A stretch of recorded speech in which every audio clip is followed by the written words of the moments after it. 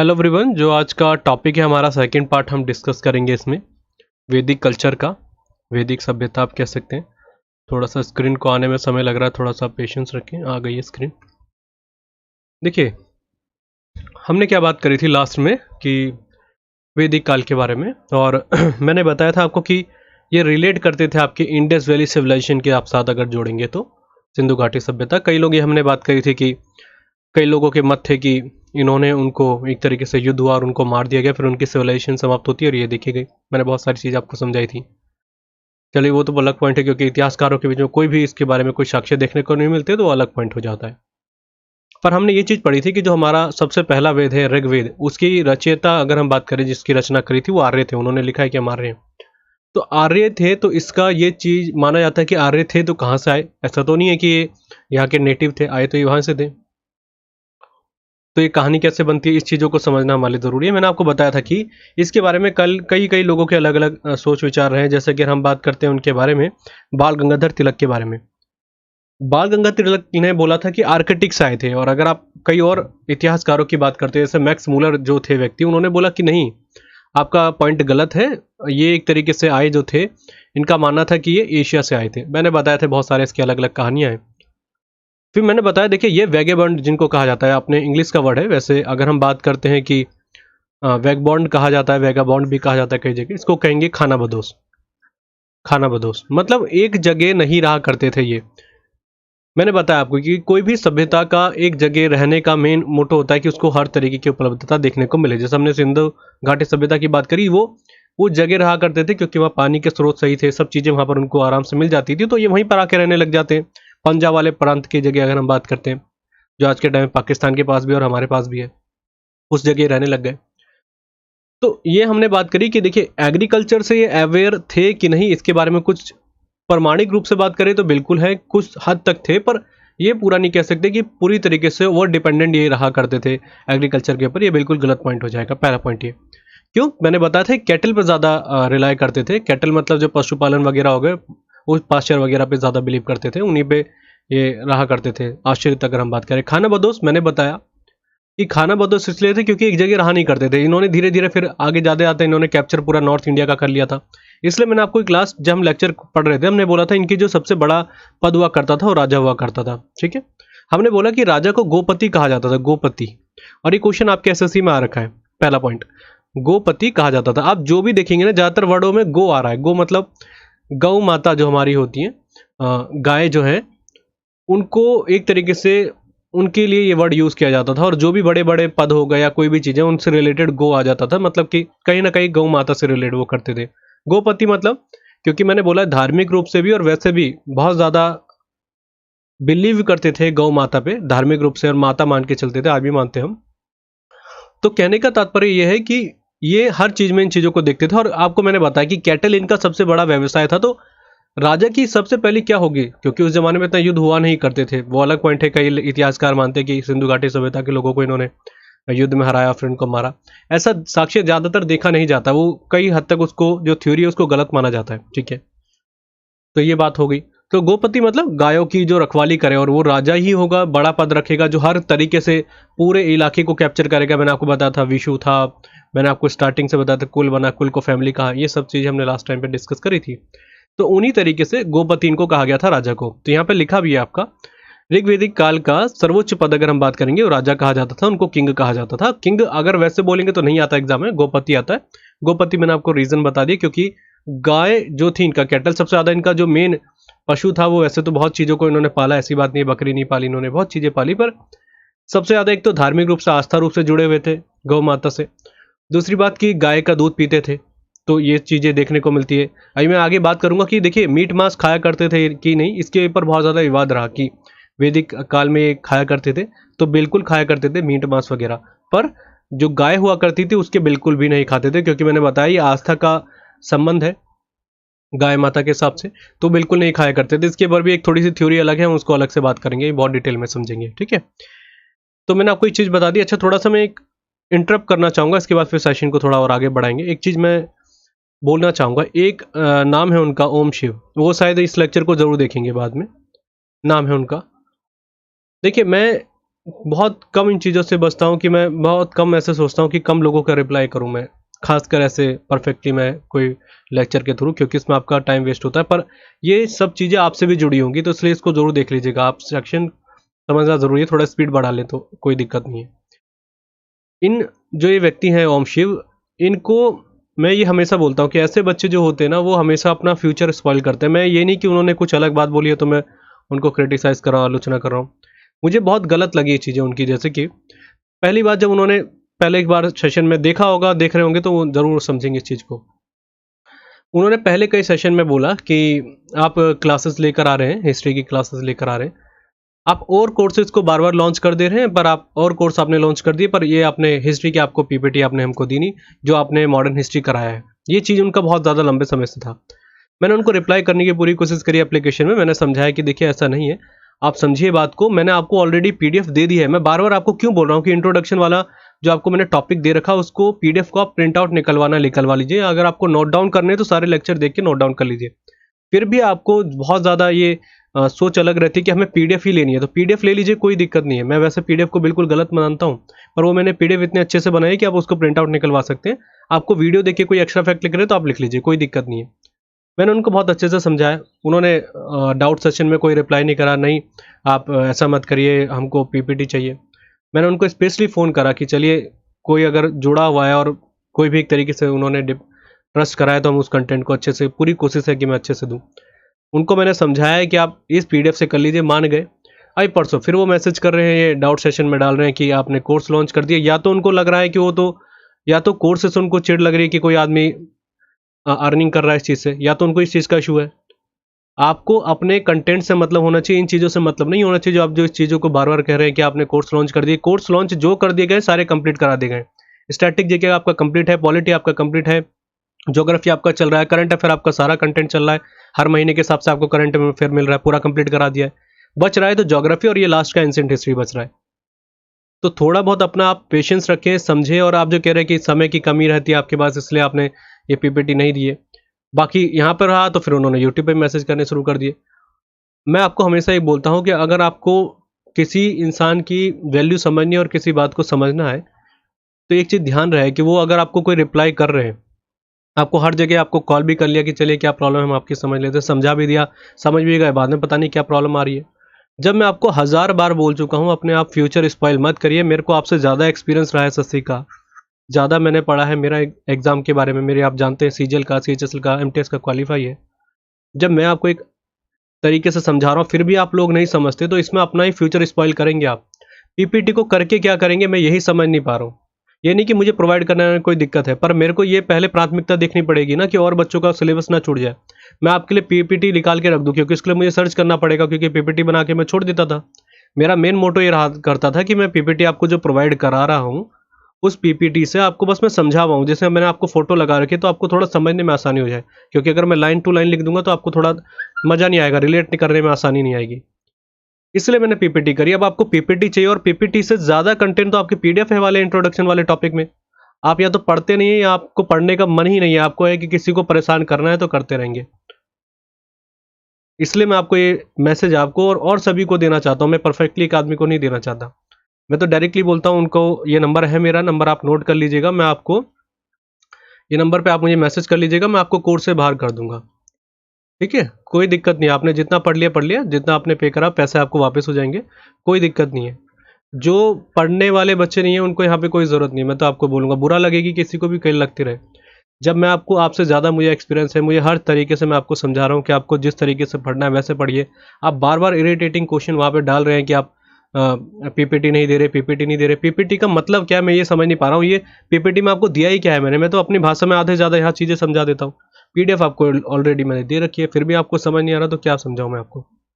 ठीक है, बस यही मैं आप लोगों को कहना चाह रहा था। एक दो एस्पिरेंट ऐसे होते हैं जो अपनी ही सोच में रहते हैं, उनको अलग किसी से कोई मतलब नहीं है, उनको और लोगों से दिक्कतें रहती हैं, वो रहते रहे। पर आपको मैं फिर बोल रहा हूँ, इंट्रोडक्शन वाली अगर आपको पीडीएफ, आपके पास समय कमी है, आपको पीडीएफ निकलवानी है तो आप उसको निकलवाइए, प्रिंट आउट निकलवा लीजिए उसका, और उसको अपने साथ जो मैं चीज़ें ऐड करता हूँ वहीं पर ऐसे ही कई छोटी छोटी जगहों में ऐड कर ले, या पेज थोड़ा सा एक बना ले और फालतू, वहाँ पर स्टेपल करके उसको ऐड कर लीजिए। फालतू की मेहनत ना करें। अगर आपके पास समय अच्छा है तो आप उसको नोट कर लीजिएगा। पीपीटी पे बिल्कुल बिलीव ना करें। पीपीटी तो मैं इसलिए करा रहा हूँ क्योंकि हिस्ट्री में मैंने ज़्यादा वर्क नहीं करा पीपीटी में। हालांकि मैंने आपके पॉलिटी की सेशन में करा है, पीपीटी अच्छे से दी है वहाँ पर। क्यों? क्योंकि मैंने ऑलरेडी वहाँ पे पीडीएफ नहीं दी थी। यहाँ पर मैंने आपको ऑलरेडी एक इंट्रोडक्शन में बहुत डिटेल में पीडीएफ दे रखी है, तो मैं बार बार पीडीएफ में क्यों हार्ड वर्क करूँ, आप मुझे बताइए। नुकसान हो जाएगा आपका। बार बार मैं समझा रहा हूँ, एक दो बार मैंने समझा दिया, कॉल भी कर लिया। अगर आपको नहीं समझ में आता तो उसके अलावा मेरी अब कोई रिस्पॉन्सिबिलिटी नहीं।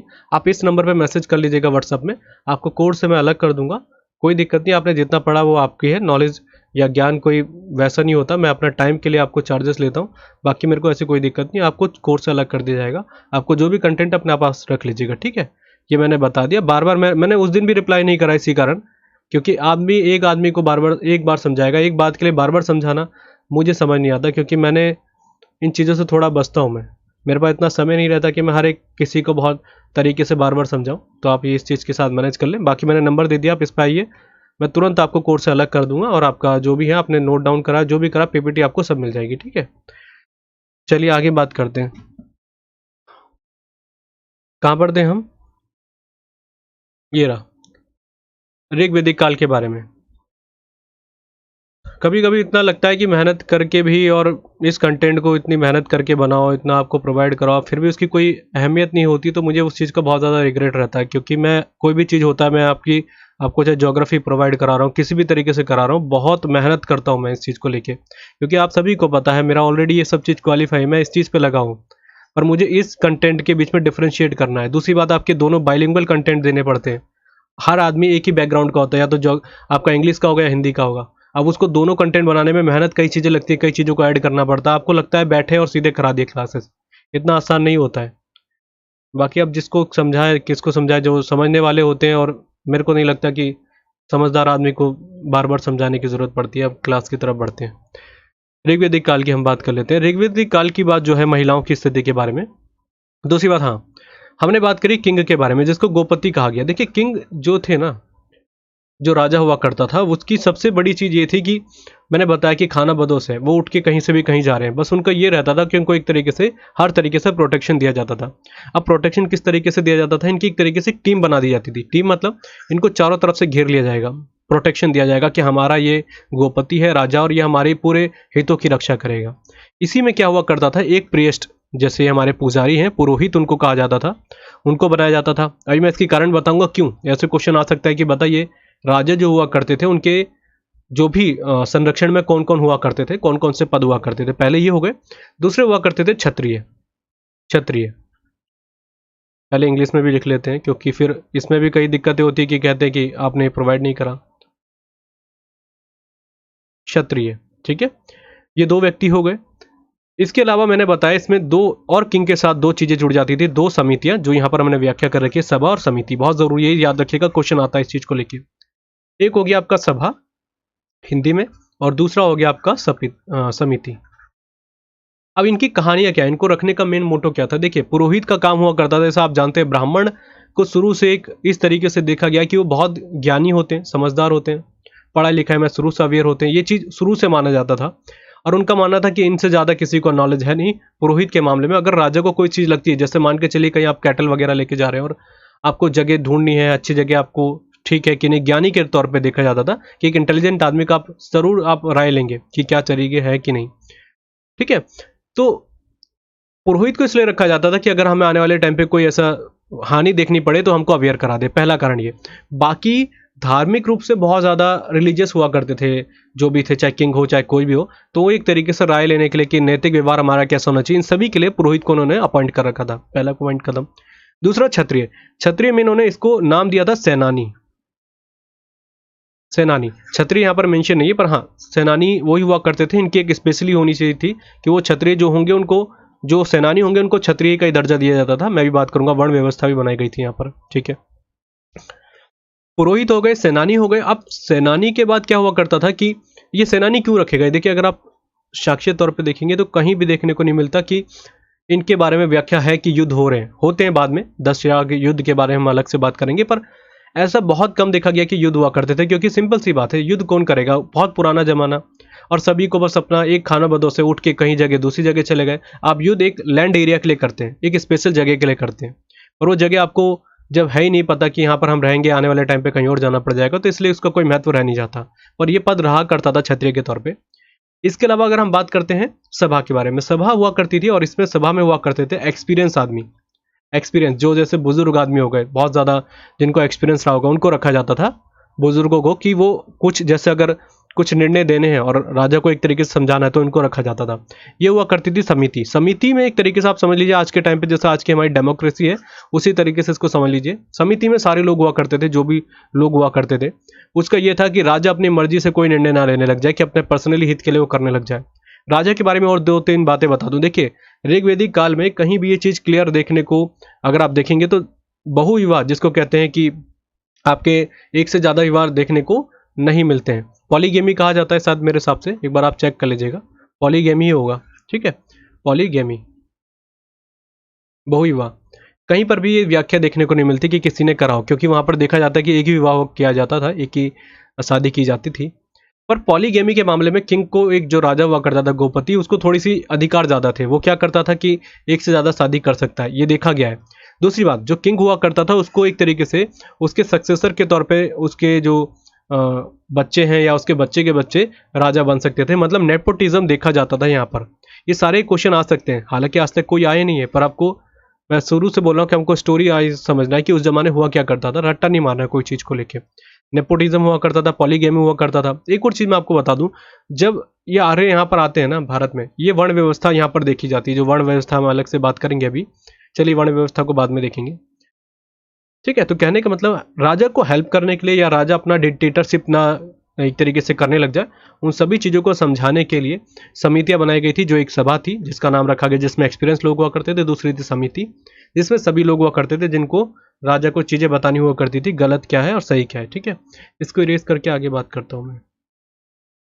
अब ये तो हो गया हमारे राजा की, यहाँ पर पूरी कहानी, दायित्व खत्म हो जाते हैं। अब इसके बाद क्या है, देखिए यहाँ पर बहुत सारी ट्राइब्स भी देखी गई। ट्राइब मतलब कबीले। मैंने बताया कबीले क्या हुआ करते हैं, एक जगह तो रहते नहीं, खाना बदों से यहाँ पर नहीं हुआ तो कहीं और चले गए, कैटल को लेके तो जाना। ऐसा तो है नहीं कि लैंड एरिया कोई फिक्स कर लिया, ना कोई घर के ऐसे तरीके से देखा जाता। दूसरी बात याद रखिएगा, ये ग्रामीण व्यवस्था थी, ग्रामीण। ये क्वेश्चन कई बार आता है कि जो वैदिक सभ्यता देखी जाती किस तरीके की थी, शहरी सभ्यता। तो याद रखिएगा जैसे मोहनजोदारो में शहरी सभ्यता थी, वो इसका अपोजिट थी, ग्रामीण, बिल्कुल ग्रामीण थी, ठीक है। तो ये क्वेश्चन कई बार आ रखा है एसएससी में, तो इसको थोड़ा सा दिमाग में रखिएगा। तो जाहिर सी बात है, ग्रामीण है, ट्राइब से, ट्राइब मतलब आप जानते होंगे, मूवीज वगैरह आपने बॉलीवुड देखी होंगी, तो उसमें ये देखते होंगे कि कबीले जैसे टेंट वगैरह बना देते हैं, फिर यहाँ से कुछ हुआ तो दूसरी जगह चले गए, टेंट बना के वहाँ रहने लग गए। तो ये ट्राइब्स हुआ करते थे। इनमें मेजर बहुत सारी ट्राइब्स थी, लगभग माना जाता है कि 30 ट्राइब्स की व्याख्या देखने को मिलती है ऋग्वेद में। पर हमें से उसमें से जो हमें 5 या 6 देखने को मिली, जो ज़्यादा बार ज़्यादा उसकी व्याख्या की गई और जो प्रमुख मानी जाती थी कबीलों के रूप में, मतलब इनका एक अलग ही दर्जा था, जिसको स्पेशल कहा जाता था पंचजन। पंचजन ऐसे लिखा जाता है उसको, पंचजन ये कहा गया था इसको, ये हो जाएगा, ठीक है। पंचजन इसका नाम दिया गया। इसमें कौन कौन सी थी, वैसे ज़्यादा महत्वपूर्ण आपके लिए है नहीं, ये यूपीएससी लेवल का थोड़ा हो जाता है, फिर भी आप ध्यान रखिएगा, याद रहेगा तो। मत्स्य, मत्स्य जिसको कहा जाता है, मत्स्य आपने महाभारत वगैरह देखी होंगी कभी, तो मत्स्य नरेश आप सुनते होंगे, तो इसलिए इसको ज़्यादा रिलेट किया जाता है। मत्स्य ऐसे लिखा जाएगा, मत्स्य, ये ठीक है, ये ऐसे मत्स्य हो गया। इसके बाद अगर आप बात करेंगे दूसरा, भारत। भारत तो याद रखने में कोई दिक्कत नहीं है, ये कबीले का नाम हुआ करता था, इसको भारत ऐसे लिखेंगे। तीसरे की अगर आप बात करेंगे, जिसको कहा जाता था पुरुष, वैसे पुरु इसको लिखा जाता था हिंदी में, और इंग्लिश में इसको ऐसे लिख सकते हैं, पुरुष। ये तीसरी कबीले का नाम था। एक था अनु, ANU, अनु, एक कबीला ये देखने को मिलता है, 4 हो गया। पांचवें का नाम था यदूस, हाँ यदूश, या आप इसको यदु भी पढ़ सकते हैं। ये कई बार आपने सुना होगा यदु के बारे में, मेरे को अगर आप थोड़ा धार्मिक चीज़ों को पढ़ते हैं तो ज़रूर आपने यदु के बारे में सुना होगा। यदु एक होता था आपका, एक और नाम था तुरशा, ठीक है, तुरशा जिसको कहा जाता था, तुर्वशा, तुरुशा ऐसे लिखते थे इसको, तुर्वशा। तो ये 6 कबीले मेजरली अगर आपके एग्जाम में आ सकता है कि बताइए इनमें से कौन से कबीले नहीं हुआ करते थे। ज़्यादातर आपके जो स्टेट पीसेस के एग्जाम होते हैं वहाँ पर ही आ जाते हैं क्वेश्चन। तो मेरा मानना है कि थोड़ा बहुत ध्यान में रखें, बस ऐसा नहीं कि आपको याद ही करना है, प्रेफरेंस नहीं रखनी, बस ऊपर से देखना। मत्स्य मैंने बताया, महाभारत में आपने मत्स्य नरेश बहुत बार सुना होगा, पौराणिक चीज़ों में बहुत ज़्यादा देखने को मिलता है। भारत तो याद रखने में दिक्कत नहीं है। पुरुष ऐसे रखिएगा, क्योंकि यहाँ पर जो पुरुष महिलाओं के बीच में जो इक्वलिटी देखी जाती थी बराबर थी, पर फिर भी एक एज दिया जाता था पुरुषों को। जैसे आज के टाइम पे भी, प्रेजेंट टाइम में भारत में आप कोई भी समुदाय उठा लीजिए, चाहे हिंदू हो, मुस्लिम हो, सिख हो, खासकर कोई भी समुदाय की बात करेंगे, सभी में बराबरी तो है, ठीक है, ऐसी कोई दिक्कत नहीं। हिंदुओं में ज़्यादातर बराबरी देखी जाती है, पर फिर भी कहीं ना कहीं तक एक एज जरूर मिलता है पुरुषों को कि वो घर में एक सुप्रीम पावर होंगे। सेम उसी तरीके से जैसे आपकी वैदिक सभ्यता में हुआ करता था, तो यहाँ पर भी आपका पुरु सबसे ऊपर रखा गया। इसके बाद आपका अनु याद रख लीजिएगा, थोड़ा बहुत कोई भी आप रिलेट कर सकते हैं। चौथा है यदु। यदु मैंने बताया, आपने कई बार पढ़ा होगा, पौराणिक धार्मिक ग्रंथ पढ़ते होंगे आप। और फिर है त्रुविशा। ये 6 कबीले इसके सबसे मेन जाने जाते हैं, और इनमें से इसको साइड हटा देते हैं। इनमें से 5 जो हुआ करते थे, इसको कहा जाता था पंचजन। तो ये बहुत बार इसकी व्याख्या देखने को मिलती है, तो मेरे को लगा ये थोड़ा सा आपको बताना जरूरी है, तो आप इसको याद रखेंगे। और ये पूछा जा सकता है कि पंचजन को किस तरीके से व्याख्या की गई, तो वो आपका किस तरीके से कहा गया उसको। पंचजन को आप ये कह सकते हैं कि कबीलों का एक तरीके से रूप था, उसको बताया गया, ठीक है।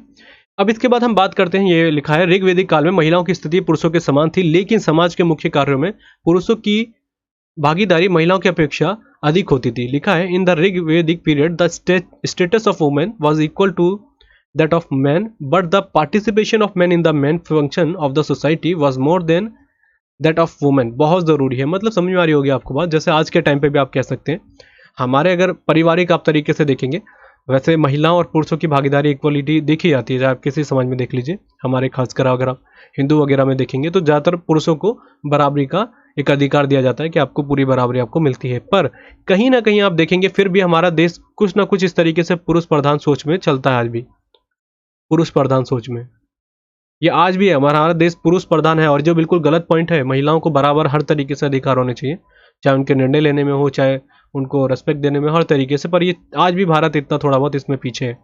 सेम वही सिचुएशन वैदिक सभ्यता में देखने को मिलती थी। अब ये कैसे, इसके बारे में व्याख्या है कि महिलाओं को बराबरी की देखने को मिली। हाँ, पर ये याद रखिएगा, लेटर वैदिक पीरियड में जैसे अब आगे बढ़ते हैं, तो महिलाओं की स्थिति बहुत ज़्यादा बेकार हो जाती है। पहले मैं इसको समझता हूँ, आज के टाइम पे जब हम वैदिक सभ्यता की बात करते हैं, अर्ली वैदिक पीरियड में, उससे महिलाओं की क्या स्थिति हुआ करती थी।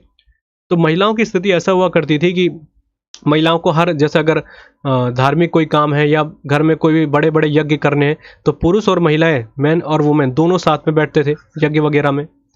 जैसा अगर हम रामायण की बात करते हैं, रामचरितमानस की, तो आपने देखा होगा अश्वमेध यज्ञ हुआ करता था। तो उस टाइम पे भी जैसे हम बात करते हैं भगवान राम के बारे में, तो जो माता सीता है उनके साथ में बैठती हैं, और नहीं बैठती हैं तो उनको उनकी मूर्ति रखी जाती है कि वो दूसरा विवाह नहीं करना चाहते थे, तो वो मूर्ति रखते हैं। तो मतलब ये देखने की बात है कि हमारे कितने भी आप वैदिक काल, चाहे हमारे रामचरितमानस, कहीं भी आप पढ़ेंगे, तो महिलाओं को बराबर का स्टेटस देखने की बात मिलती है। हालांकि लेटर वैदिक पीरियड में आप अगर जाएंगे, तो वो चीज़ें धीरे धीरे डिटोरिएट, या आप कह सकते हैं बदतर होती चली गई, बेकार होती चली गई। महिलाओं की स्थिति बहुत बेकार हुई। पहली बात, यज्ञ में बराबर देखने को मिलता था कि महिलाओं को समान स्टेटस देखने को मिलता था। एक और बात, महिलाएं घर का काम करा करती थी। ऐसा नहीं है कि महिला घर का काम नहीं करती थी, जॉब करती थी। उस टाइम पे जॉब का कोई महत्व है नहीं, पर महिलाओं को हर चीज़ में बराबरी देखी जाती थी। कुछ भी अगर आपको काम करवाना है, तो महिलाओं को बुलाया जाता था। यज्ञ हो गया, या घर में कोई मेहमान आ रहे, तो ऐसा नहीं महिलाओं को छुपा के रख दिया गया, नहीं आप बाहर नहीं आएंगे। सभी चीज़ में सोशल स्टेटस की बात करते हैं, महिलाओं को पूरा मिलने देखने को मिलता था। पर हाँ, वुमेन एक चीज़ में हुआ करती थी, वो हाउस वाइफ मतलब जो घर के जो भी काम होंगे, जैसे कैटल वगैरह लेके जाने, तो पुरुष ही लेके जाते थे, महिलाएं नहीं लेके जाती थी, पुरुष ही लेके जाते थे। कैटल्स को घुमाना है, पास्चर्स वगैरह के लिए, जैसे पशुपालन के लिए, सब चीज़ों में। पर घर का काम कौन करा करती थी? महिलाएं किया करती थी। और बराबरी में की जाए तो पुरुष और महिलाएं को इसमें ऐसा देखने को नहीं मिलता है। दूसरी बात देखिए, सोशल स्टेटस आप महिलाओं को देखेंगे, यहाँ से सबसे पहली बात, सती सिस्टम जो हमारे में हुआ करता था, जो एक कह सकते हैं कि बेकार चीज़ थी, उसको भी यहाँ पर क्रिटिसाइज किया गया। मतलब क्रिटिसाइज तो नहीं, मतलब यहाँ पर कहीं नहीं लिखा कि ऋग्वैदिक काल में कि सती सिस्टम बेकार है, ऐसा कुछ नहीं, पर उसकी व्याख्या देखने को भी नहीं मिलती है। सती सिस्टम धीरे धीरे आने लगा जब लेटर वैदिक पीरियड आपका धीरे धीरे आने लगता है, जब ये धीरे धीरे यूज किया जाने लगा। तो सती सिस्टम की बात आपने समझ लो कि जो मैं बात कर रहा हूँ, उस समय इसकी व्याख्या देखने को नहीं मिलता है। ये पहला दिख गया कि महिलाओं की स्थिति यहाँ से शो होती है।